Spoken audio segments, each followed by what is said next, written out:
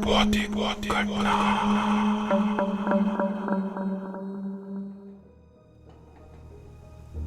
अगर मैं कहूँ कि कुछ घटनाएं इंसानों के सोच से परे होती है तो शायद आप यकीन ना करें, लेकिन जो मैंने और मेरे दोस्तों ने उस रात नागालैंड के जंगलों में अनुभव किया वो सिर्फ एक डरावना किस्सा नहीं था।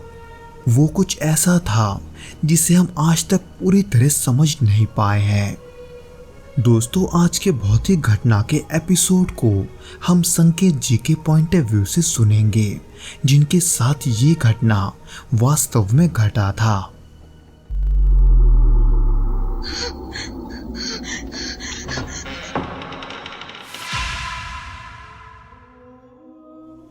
ये बात है साल 2017 की।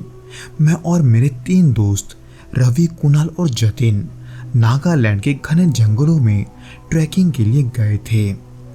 ये जगह बेहद शांत और प्राकृतिक सुंदर से भरपूर था।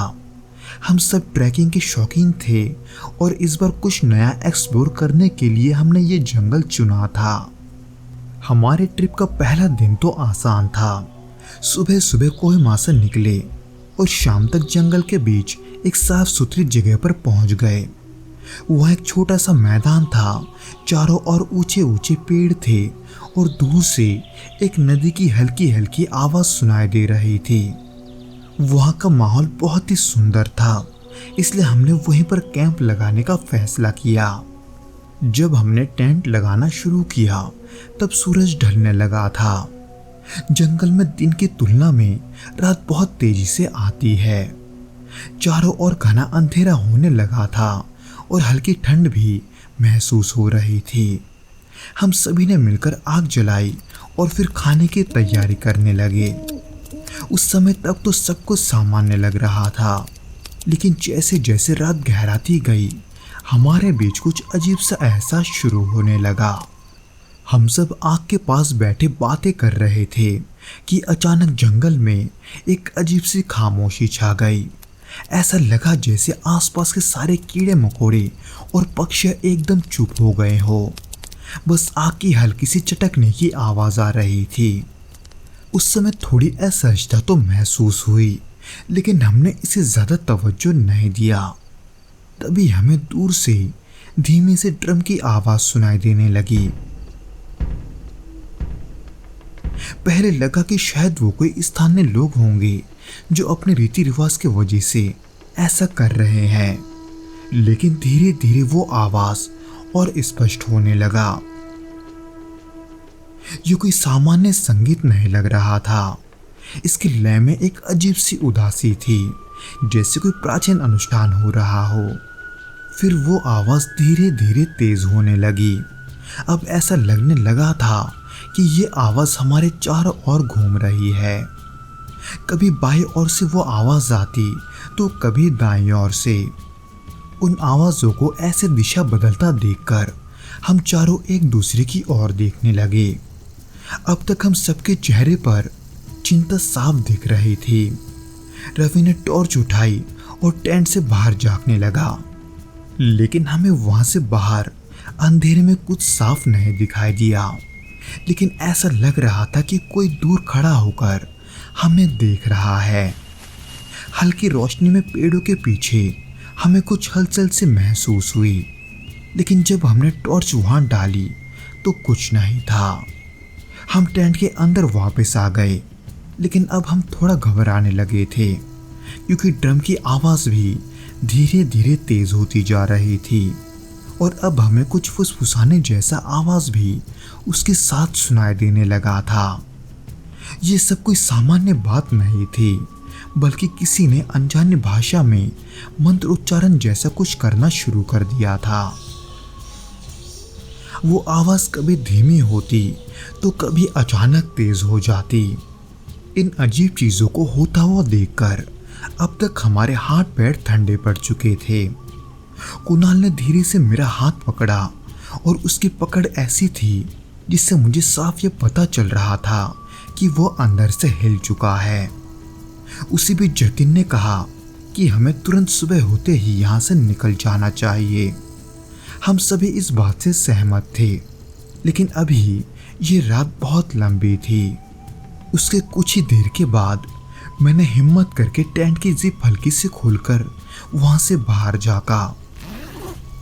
इस बार मेरा दिल जोरों से धड़क रहा था, क्योंकि वहां पेड़ों के पीछे कुछ आकृतियां खड़ी थी जो धीरे धीरे आगे पीछे ऐसे झूल रहे थे जैसे वो किसी अदृश्य संगीत पर नाच रहे हो।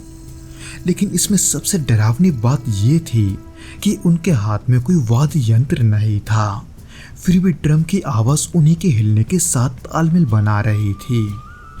उस अंधेरे में उनका चेहरा उतना साफ नहीं था, लेकिन उनकी आंखें वो बिल्कुल खाली थी, गहरे काले गड्ढों जैसी।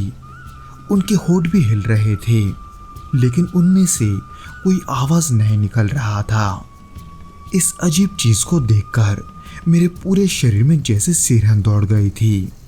मैं उन सब से ऐसे घबरा गया था कि मैं जल्दी से पीछे हटा और टेंट का जिप बंद कर दिया।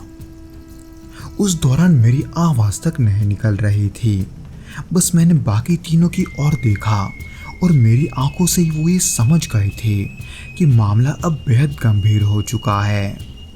हम सब टेंट के अंदर बैठकर कांप रहे थे और ड्रम की आवाज अब इतनी तेज हो चुकी थी कि ऐसा लग रहा था जैसे जमीन भी उनके साथ हल्की हल्की थरथरा रही है। फिर अचानक सब कुछ शांत हो गया। ऐसा सन्नाटा था कि हमारी सांसों की आवाज भी हमें तेज लगने लगी थी। हम सब हिलने की भी हिम्मत नहीं कर पा रहे थे।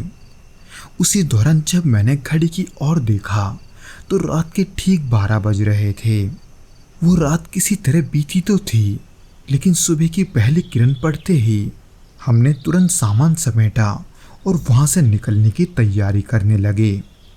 लेकिन जब हम टेंट के बाहर निकले तो हमारी रूह कांप गई, क्योंकि पूरे कैंप के चारों ओर अजीब से जले हुए निशान थे, जैसे किसी ने वहां आग में पैर रखे हो।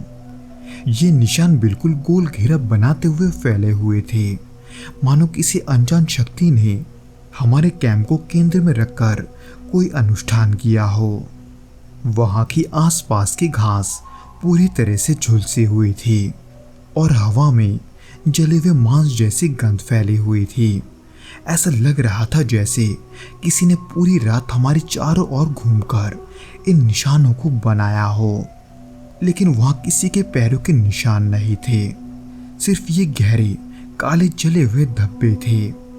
सबसे डरावनी बात ये थी कि निशान हमारे टेंट के ठीक बाहर खत्म हो रहे थे, जैसे कोई हमें अंदर से देख रहा हो और फिर अचानक गायब हो गया हो। वैसे तो हमने चारों ओर नजरें भी दौड़ाई, ये सोचकर कि शायद कहीं कोई झोपड़ी या गांव हो जहां से ये सब हो सकता हो, लेकिन वहां कुछ भी नहीं था, ना कोई बसेरा, बस घना जंगल और वही अजीब सा सन्नाटा। ये और भी अजीब था क्योंकि अगर वहां कोई गांव या लोग होते तो हमें उनकी मौजूदगी की कुछ संकेत जरूर मिलते, पर उस दौरान हम बिना कुछ कहे वहां से भागते हुए वापस गांव की ओर बढ़ने लगे।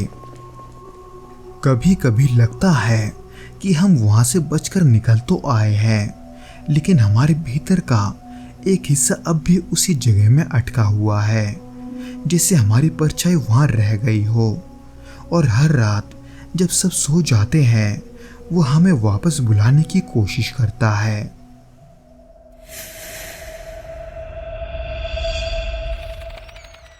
तो दोस्तों, ये तो था वो घटना जो कि संकेत जी के साथ घटा था। उम्मीद करता हूँ कि आपको ये पसंद आया होगा, और अगर आया हो तो प्लीज़ इस वीडियो को लाइक करके इसे अपने दोस्तों के साथ शेयर ज़रूर करना, और हमें कमेंट करके ये ज़रूर बताना कि आपको ये वीडियो कैसा लगा।